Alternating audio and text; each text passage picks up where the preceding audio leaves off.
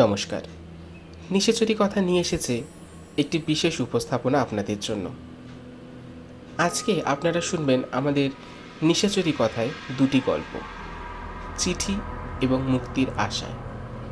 গল্পগুলি যদি আপনাদের ভালো লাগে তাহলে অবশ্যই চ্যানেলটিকে সাবস্ক্রাইব করতে ভুলবেন না এবং অল নোটিফিকেশনটি অন করে দেবেন, যাতে আমাদের আপলোড করা যে কোনো ভিডিও নোটিফিকেশন সবার আগে আপনার কাছে যায়। সাবস্ক্রাইব করতে কোনো রকমের টাকা আপনাদের দেওয়ার প্রয়োজন নেই, এটি সম্পূর্ণ বিনামূল্যে। তো চলুন সময় নষ্ট না করে গল্প শুরু হচ্ছে।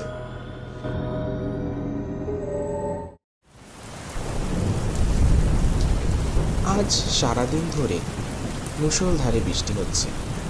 আমি এইমাত্র অফিস থেকে এসে জামা কাপড় ছেড়ে পরিষ্কার পরিচ্ছন্ন হয়ে খবরের কাগজ নিয়ে পড়তে বসেছি। এটা আমার প্রতিদিনের অভ্যাস, কারণ সকালে অফিস যাওয়ার তাড়ার জন্য খবরের কাগজ পড়ে উঠতে পারি না। তাই ফিরে এসে টানা 1 ঘন্টা পড়ি, তারপর খাওয়া দাওয়া সেরে শুতে চলে যাই। আজ আবার সকাল থেকে লোডশেডিং, তাই লন্ডনের আলোতেই পড়তে হচ্ছে। মনোযোগ দিয়ে পেপার পড়ছি, হঠাৎ দরজায় টোকার আওয়াজ। আমি হাত ঘড়ির দিকে তাকিয়ে দেখি 8:30 বাজছে। এত রাতে ঝড় বৃষ্টির মধ্যে কে এলো? আমি লণ্ঠনটা হাতে নিয়ে দরজার কাছে যাই দরজা খুলতে। দরজা খুলে দেখি কেউ কোথাও নেই। আমি তো অবাক, কি ব্যাপার? দরজায় টোকা দেবার আওয়াজ আমি স্পষ্ট শুনেছি। হাওয়া তো এমনি আওয়াজ হবে না। আমি বাইরে বেরিয়ে লণ্ঠনের আলোতে চারপাশটা ভালো করে দেখলাম। না, কেউ তো নেই। আমি ফিরে ঘরে ঢুকতে যাব, তখনই দরজার চৌকাঠের সামনে একটা কাগজের টুকরো লক্ষ্য করলাম। আমি হাতে তুলে নিয়ে দেখি এটা তো কাগজের টুকরো নয়, এটা একটা চিঠি। তাহলে আমি তো ভুল শুনিনি। কিন্তু কে এই চিঠিটা এমন করে রেখে চোরের মতো পালিয়ে গেল? আমি চিঠিটা নিয়ে ঘরে ঢুকে পড়ার টেবিলে বসে খামটা খুলে দেখি এটা তো আমার বন্ধু বিক্রমের লেখা চিঠি। তাহলে কি পরেশ জ্যাঠা এসেছিল চিঠিটা নিয়ে? তাহলে আমার সাথে দেখা না করে চিঠিটা দরজার বাইরে রেখে চলে গেল কেন? বিক্রম আমার ছোটবেলার বন্ধু। আমরা দুজনে ছোট থেকে একসাথে বড় হয়েছি। এমনকি স্কুল থেকে কলেজ আমরা একসাথে একই জায়গা থেকে পাশ করেছি। গ্রামের লোকেরা আমাদের বন্ধুত্ব দেখে বলতো আমরা নাকি 2 ভাই। বিক্রম ছিল জমিদার বাড়ির ছেলে, আমি ছিলাম সাধারণ মধ্যবিত্ত ঘরের ছেলে। তাতেও আমাদের বন্ধুত্বের মধ্যে কোনোদিনও বিভেদ সৃষ্টি হয়নি। বিক্রমের বাবা মা আমাকে নিজের ছেলের মতোই ভালোবাসত, আর বাবা মাও বিক্রমকে নিজের ছেলের মতোই ভালোবাসত। আমার বিক্রমের বাড়িতে অবাধ যাতায়াত ছিল। পরেশ জ্যাঠা ছিল বিক্রমদের বাড়ির চাকর, কিন্তু আমরা দুজনে কোনোদিনও পরেশ জ্যাঠাকে চাকর হিসাবে দেখিনি। আমরা জ্যাঠা হিসেবেই দেখতাম। পরেশ জ্যাঠা আমাদের নিজের ভাইপো হিসেবে দেখত। আমাদের যা আবদার ছিল তা পরেশ জ্যাঠাকে বলতাম। আবার যদি কোনো রকমের দুষ্টুমি করতাম, পরেশ জ্যাঠা সেটা মিটমাট করে দিত, যাতে বাবা মার কানে খবরটা না যায়। কলেজ পাশ করার পর চাকরির সূত্রে আমি বাবা মাকে নিয়ে শহরে চলে আসি, আর বিক্রম নিজের জমিদারি নিয়ে ব্যস্ত হয়ে যায়। তবুও আমরা একে অপরকে প্রতি মাসে চিঠি লিখি। বিক্রম আর পরেশ জেঠু অনেকবার আমার এই শহরের বাড়িতে এসেছে।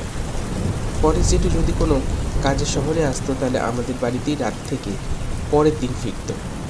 তাহলে আজ কেন চিঠিটা রেখে ঝড় বৃষ্টির মধ্যে রাতে কিছু না বলে চলে গেল? আমার মনে খুব রাগ হলো। এমনকি তারা চিঠিটা হাতে দিতে পারলই না। আমি চিঠিটা পড়া শুরু করলাম। ভাই, কেমন আছিস? বিক্রম আমাকে ভাই বলেই ডাকতো। তোকে 1 মাস কোনো চিঠি দেওয়া হয়নি।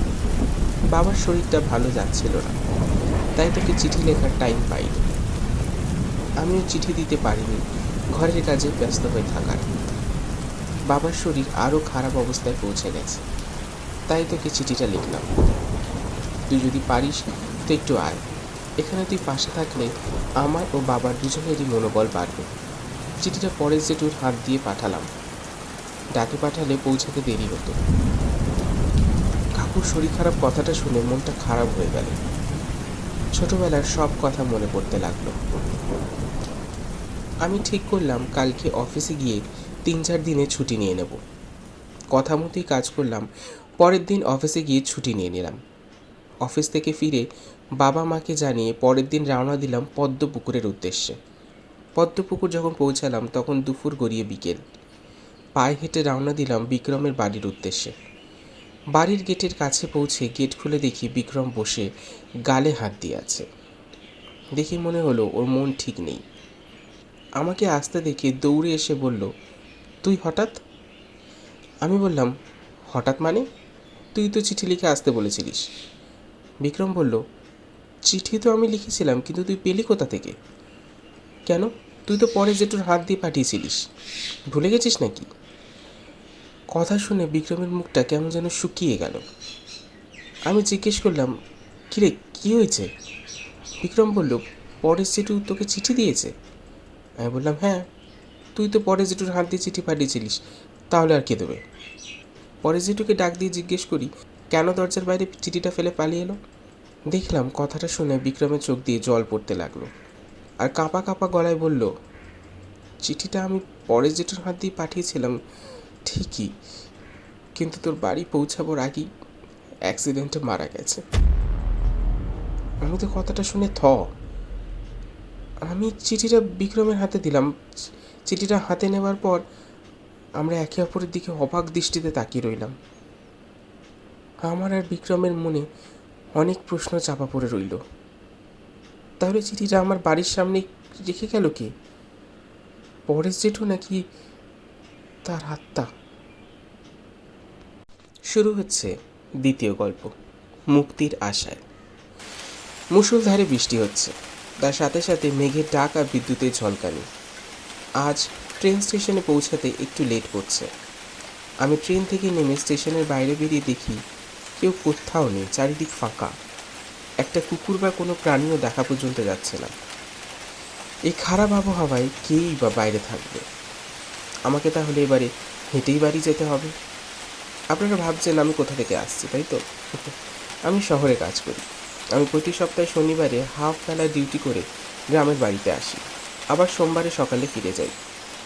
কিন্তু আজ যে এরকম ভয়ানক পরিস্থিতির সম্মুখীন হতে হবে যদি জানতাম, তাহলে এই সপ্তাহে বাড়ি আসতাম না। আর কি করা যায়, এসে যখন গেছি হাঁটাই শুরু করি। ছাতা মাথায় নিয়ে হাঁটা শুরু করলাম। গ্রামের রাস্তা এমনিতেই অন্ধকার, তার উপর আবার যা জোরে বৃষ্টি হচ্ছে যে সামনের কিছুই দেখতে পাচ্ছি না। বিদ্যুতের আলোয় যতটুকু দেখা যাচ্ছে সেইভাবে আস্তে আস্তে চলছি। কতটা পথ চলেছি জানি না, হঠাৎ মনে হলো পেছনে পেছনে কি যেন আসছে। চলার শব্দ বুঝতে পারছি, কিন্তু যখনই পেছনে ঘুরে দেখছি কাউকে দেখতে পাচ্ছি না। আবার যখন চলা শুরু করছি তখন স্পষ্ট শুনতে পাচ্ছি পেছনে কেউ তো আসছে। আমি কিছুক্ষণের জন্য দাঁড়িয়ে পড়লাম, দেখি কে আসছে। ভালোই হবে, একসাথে যাওয়া যাবে। কোথায় কে? কেউ তো নেই। তাহলে আমি কি ভুল শুনছি নাকি? হতেও পারি বৃষ্টির যে আওয়াজ, হয়তো সেই আওয়াজের জন্যই এমনি মনে হচ্ছে। আমি হাঁটা শুরু করলাম, আবার সেই আওয়াজ। কেউ যদি পা ঘষে ঘষে চলে যেমন আওয়াজ হবে, একদম ওই রকম আওয়াজ পাচ্ছি। আমি পেছনে না তাকিয়ে জিজ্ঞাসা করলাম, কেউ আছে নাকি পেছনে?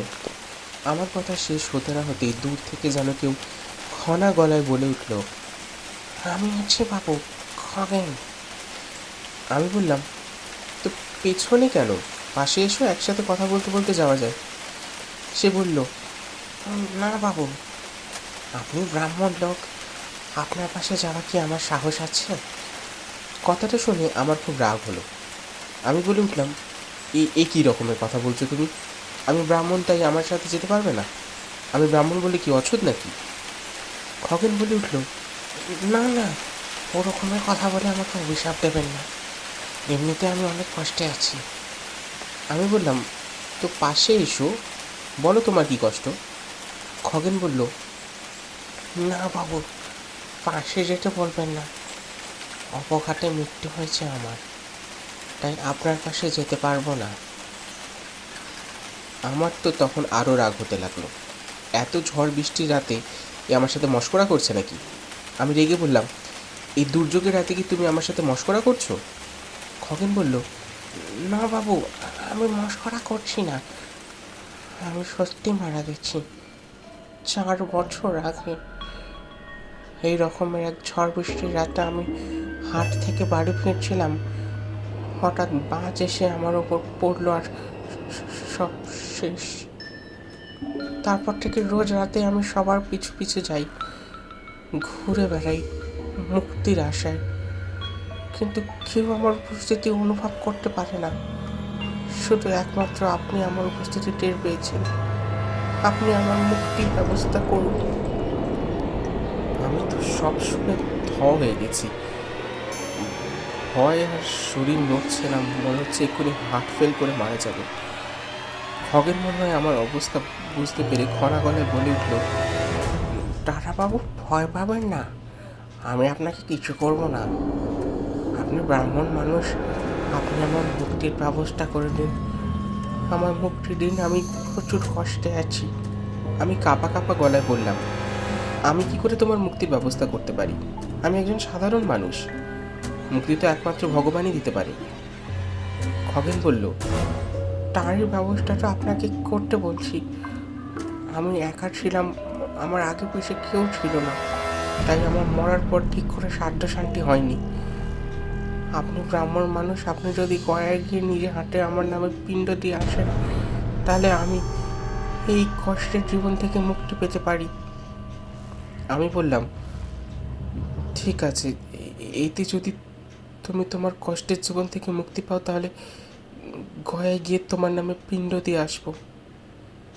আমার কথা শেষ হওয়া মাত্রই আমি অনুভব করলাম পেছন থেকে কেউ যেন হাওয়ায় মিশে গেল। আমি বাড়ি ফিরে বাবা মাকে সব কথা জানালাম। সোমবার অফিস গিয়ে কিছুদিনের জন্য ছুটি নিয়ে গয়ায় গিয়ে খগেনের নামে পিণ্ড দিয়ে আসলাম। পিণ্ড দিয়ে আসার কিছুদিনের মধ্যেই আমি স্বপ্নে দেখলাম যে খগেন খুব হাসি মুখে আমায় প্রণাম করছে আর যেন আলোতে মিশিয়ে যাচ্ছে। স্বপ্ন শেষ হতে ঘুমটা ভেঙে গেল। মনে এক অদ্ভুত শান্তি অনুভব করলাম। হয়তো খগন কষ্টের জীবন থেকে মুক্তি পেয়েছে, তাই আমার মনেও এই শান্তি। আপনাদের কি মনে হয়, অপঘাতে মরার পর কি আত্মারা ঘুরে বেড়ায় মুক্তির আশায়? তাই হয়তো কখনো কখনো কাউকে দেখা দেয় সাহায্য চাইবার জন্য, কিন্তু আমরা তাদের দেখা মাত্র শুধু ভয়ই পাই। শুনছিলে নিশাচুরি কথা এই সপ্তাহের দুটি উপস্থাপনা, চিঠি এবং মুক্তির আশায়। আশা করি গল্পগুলি আপনাদের ভালো লাগলো। যদি গল্পটি ভালো লাগে তাহলে অবশ্যই চ্যানেলটিকে সাবস্ক্রাইব করবেন, অল নোটিফিকেশনের বাটনটি অন করে দেবেন যাতে আমাদের আপলোড করা যে কোনো ভিডিও নোটিফিকেশন সবার আগে আপনার কাছে যায়। ভিডিওটি লাইক করবেন এবং কমেন্ট করে জানাবেন যে আপনাদের ভিডিওটি কেমন লাগলো এবং আগামী দিনে কী ধরনের ভিডিও বা গল্প আপনারা শুনতে চান। তো চলুন, দেখা হবে পরের শনিবার ঠিক রাত 9টায়। ততক্ষণ শুনতে থাকুন নিশাচুরি কথা।